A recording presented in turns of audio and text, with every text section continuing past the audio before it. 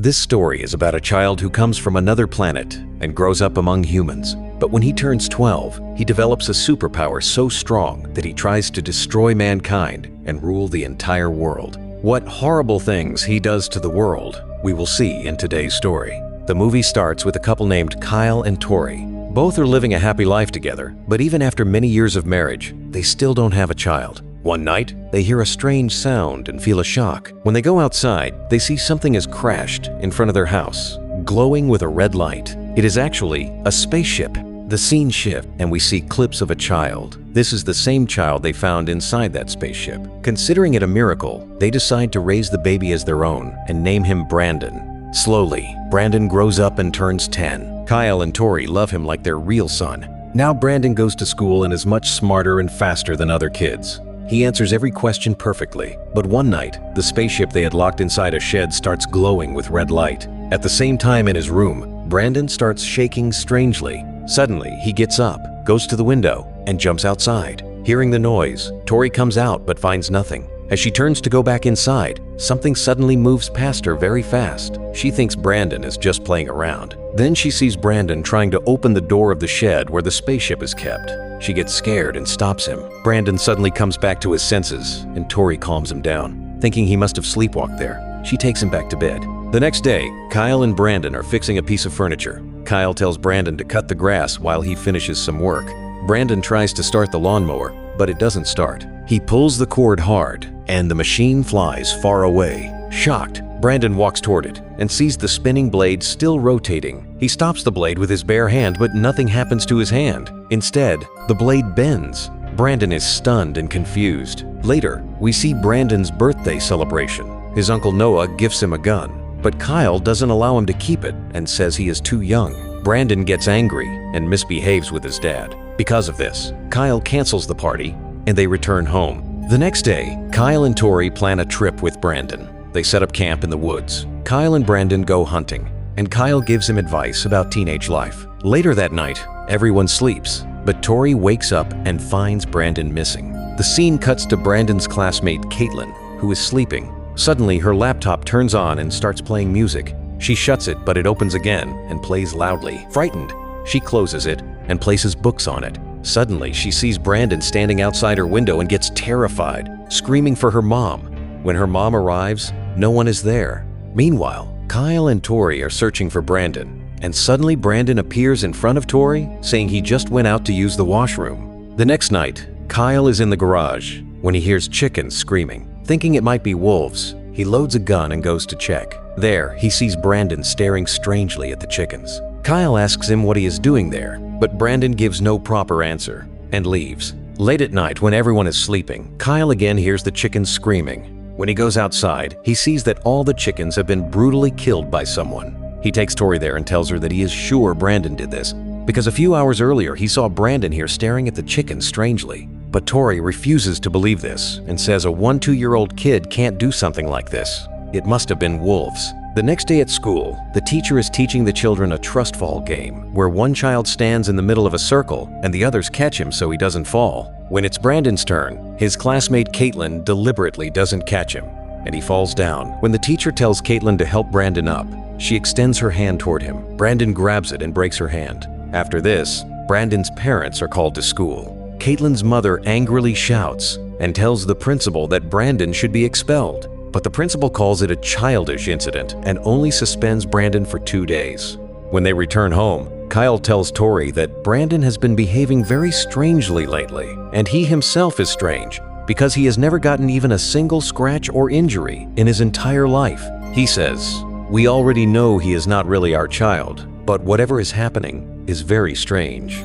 That night, while Brandon is sleeping, the same red light starts glowing again, and strange voices come from it. Brandon wakes up, goes to the shed, breaks the lock this time, and opens the door. The spaceship starts glowing red again, and Brandon suddenly rises into the air and begins mumbling in a strange alien language. Tori is awake and sees red light coming from the garage. She rushes there and sees Brandon floating above the spaceship, acting strangely. She gets scared and tries to grab him, but Brandon suddenly falls down. His hand touches the spaceship and gets injured, his first injury ever. Brandon is shocked because this has never happened to him before. Tori comforts him. Brandon asks, "Who am I?" And what is happening to me? Tori finally tells him everything, that he is not their real child. They didn't adopt him from any NGO. They found him inside a spaceship that crashed one night. Hearing this, Brandon becomes extremely angry. He goes home and starts breaking things. Kyle asks what happened, and Tori tells him she revealed the truth to Brandon. Brandon comes outside angrily, his eyes glowing red, and says, "I won't spare anyone. I will kill everyone." Then we see Caitlin using her laptop when suddenly it shuts down.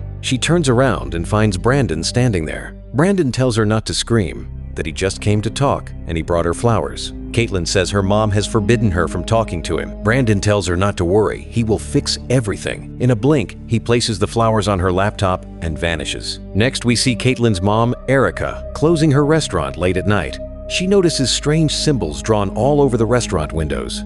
Lights start flickering on and off by themselves. When she goes near the lights to check, the bulb suddenly explodes, and a glass shard pierces her eye. She painfully removes it, but she can no longer see from that eye. Suddenly, Brandon appears in front of her, wearing a mask. Terrified, Erica runs into a room and locks herself inside. But Brandon uses his laser eyes to cut the door in half and bursts inside at extremely high speed, killing her brutally. The next morning, police arrive and begin investigating. They are confused because no robbery occurred, only a murder. Then they notice a strange symbol on the restaurant glass and decide to investigate it. Meanwhile, Brandon's Aunt Mary, who is a school counselor, takes him aside and tries to talk to him. She asks him whether he feels any guilt for what he did to Caitlin. Brandon calmly says that we must understand whatever bad happens to us actually happens for a good reason, and he feels no regret at all. Mary says, "I'm not just your school counselor, I'm also your aunt. I want your counseling report to be positive so that tomorrow I can send it to your mom and the school principal. And since this matter has reached the police too, whatever report I get, whether positive or negative, I'll have to send it to them as well." Now it becomes night. Mary is at home doing some work when suddenly the doorbell rings. She opens the door and finds Brandon standing there. She asks, "Why have you come here so late at night?" Brandon replies, "I needed to talk to you urgently. I want to request you not to send the report you're planning to give to the police and my parents tomorrow. That will be better for everyone, including you." Mary firmly replies, "I know what is right and what is wrong. You don't need to teach me that. I will definitely send the report tomorrow, whatever it is. And now you should leave." Saying this, she shuts the door and goes to sleep, but Brandon sneaks back into the house again. Meanwhile, Mary's husband Noah returns home, goes to the bathroom to brush, and suddenly senses someone in the bedroom. When he goes to check, he finds Brandon hiding there, wearing his mask. Noah gets angry, grabs Brandon, drags him outside, and tells him to sit in the car. Brandon refuses, but Noah forcefully tries to make him sit in the car. Brandon gets furious, and his eyes begin glowing red. The force throws Noah far away. Somehow, Noah gets up, sits in his car, and decides to inform Brandon's parents about everything. But after driving a while, his car suddenly breaks down. He then sees Brandon floating in the air right in front of his car. Noah can't believe his eyes, looks again, and Brandon disappears. Suddenly, Noah's car lifts into the air. Brandon takes the car very high and then drops it from the sky. Noah's jaw is completely shattered when his face slams into the steering wheel. Before he dies, Brandon stands in front of him, removes his mask, and using Noah's blood, draws the same strange symbol on the road that he drew when he killed Erica. Meanwhile, Brandon's parents are worried at home because it's already very late and Brandon hasn't returned from school. They start calling people to find out where he is. Then Brandon finally comes home. His parents rush to him and ask where he has been so late. Brandon says some of his friends called him to play after school, but they started teasing him and even tore his shirt, so he walked all the way back home. When Tori asks him to give her the shirt, Brandon refuses and goes straight to his room. Kyle and Tori now strongly suspect that Brandon is lying and hiding something. Later that night, Tori gets a call from Mary saying she's in the hospital. Kyle and Tori rush there and learn that Noah had an accident. Mary also tells them that Brandon came to their house last night. Now, Kyle is convinced that Brandon is behind all of this. They return home and tell Brandon that his uncle Noah died in an accident. Brandon doesn't show any emotion at all. Kyle starts questioning him angrily and says, "We know you were there last night. What are you hiding from us? Tell us now." Brandon becomes furious and violently pushes Kyle. Kyle crashes into a cupboard so hard that it breaks. Both Kyle and Tori are shocked to see how powerful Brandon has become. Tori sends Brandon to his room. But Kyle is now fully convinced that Brandon is killing people one by one. Kyle goes to Brandon's room and searches for the shirt Brandon refused to give earlier. After searching for some time, he finds it and it's stained with blood. He shows it to Tori and says, "This is all Brandon's doing. He is dangerous for us. He will kill us all one by one." But Tori still doesn't believe Kyle and gets angry at him. She walks away. That night, we see Kyle crying while looking at his son's photo. He now fully understands that Brandon is behind all the murders and that only he can stop him. So he makes a heartbreaking decision to kill his own son. He goes to Tori and tells her that the next day he will take Brandon on a weekend trip. Tori agrees. The next morning, Kyle leaves with Brandon. After they go, a police officer investigating the previous murders visits Tori and asks about Brandon. Tori tells him Brandon has gone on a weekend trip with his dad. The officer then shows her a picture of a strange symbol and says, "We found this same mark at 2 different murder scenes." Tori says she knows nothing about it.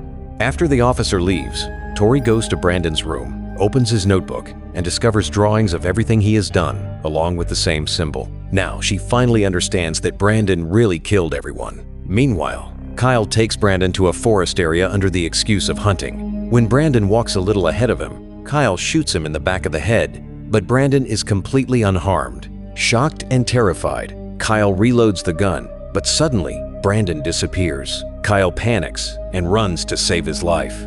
Brandon suddenly attacks from behind, throwing him to the ground, then grabs him. Kyle begs, "Please don't kill me! I'm your dad!" But Brandon doesn't listen. His eyes glow red and he kills Kyle with his laser vision. Back at home, Tori now knows Brandon is behind everything. She tries calling Kyle, but Brandon answers the phone. She asks, "Where is your dad?" Brandon replies, "He's gone now." Tori realizes Brandon has killed Kyle. Brandon then says, "I've come back for you." Terrified, Tori hides and calls the police. The police arrive and begin searching for her. Suddenly, Brandon brutally kills one of the officers. Only a female officer is left, who tells Tori to go inside. She calls for backup and searches for Brandon, but he eventually finds and kills her too. Brandon then starts hunting for Tori. She somehow escapes through a window, injuring her hand. Then she remembers Brandon can only be killed using the spaceship he came with. She rushes to the barn, breaks a sharp metal piece from the spaceship, and prepares herself. She then calls Brandon lovingly, pretending to care for him. After some time, Brandon appears and hugs his mother. While calmly talking to him, Tori tries to stab him from behind with the spaceship shard, but Brandon grabs her hand. Furious, he flies her 35,000 feet into the sky and drops her. Tori falls to her death. But in reality, Brandon planned everything so people wouldn't suspect him. In the end, we see that Brandon has brought destruction across the world. Media gives him a new name, Brightburn, and with this, the story ends.